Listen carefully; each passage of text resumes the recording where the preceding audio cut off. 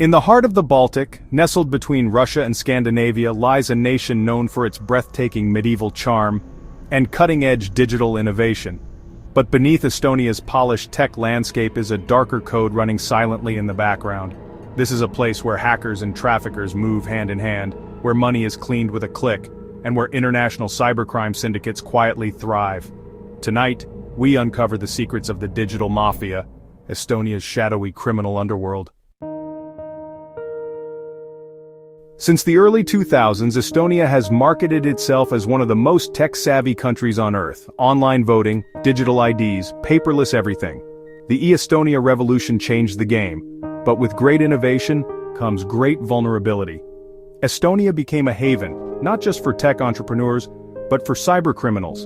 Groups like the now dismantled Avalanche Network and Rove Digital operated right out of the Baltics, launching spam campaigns, phishing attacks, and massive botnet operations. These weren't just local punks with laptops, these were transnational players. Working with Russian-speaking hacker collectives and Ukrainian ransomware gangs, Estonia became a key node in the web of global digital crime.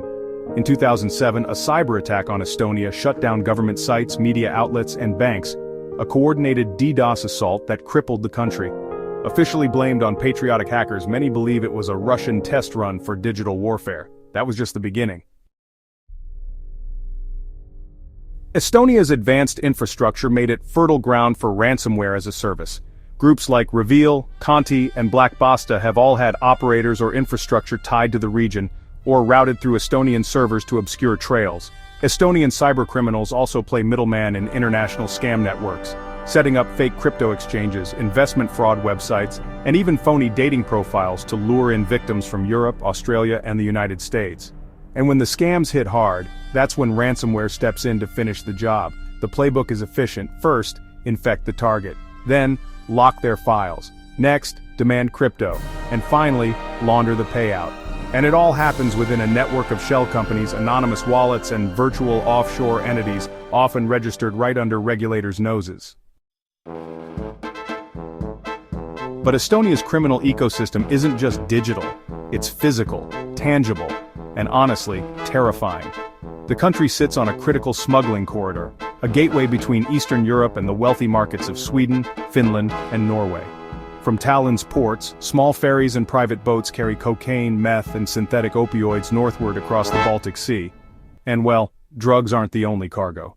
Human trafficking routes also pass through Estonia. Mostly Ukrainian, Belarusian, and Russian women, funneled into Nordic sex work networks and forced labor camps.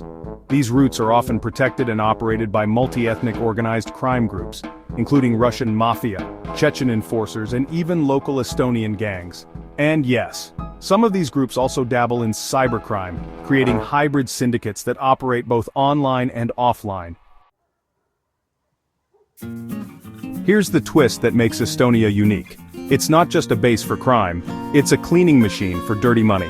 Fintech startups and virtual banks sprang up in Tallinn, offering frictionless global transfers and, let's be honest, lax oversight. Between 2008 and 2018, an estimated $230 billion in suspicious funds flowed through the Estonian branch of Danske Bank, the biggest money laundering scandal in Europe's history. Today, crypto platforms, shell fintechs, and e-residency loopholes are the tools of choice. A cybercriminal in Moldova hacks a Canadian corporation. They convert the ransom to crypto. They run it through an Estonian crypto exchange. Boom, it's clean, spendable, and untouchable.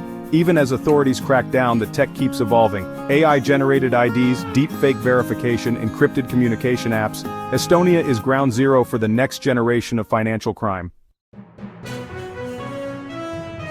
In Estonia, the future arrived early. And so did the digital underworld.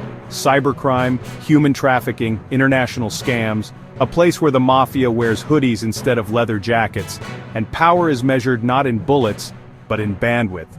You've been listening to Criminal Underworld, and this was Episode 5, Estonia, the Digital Mafia. Remember, it's not just crime if no one's caught, it's business.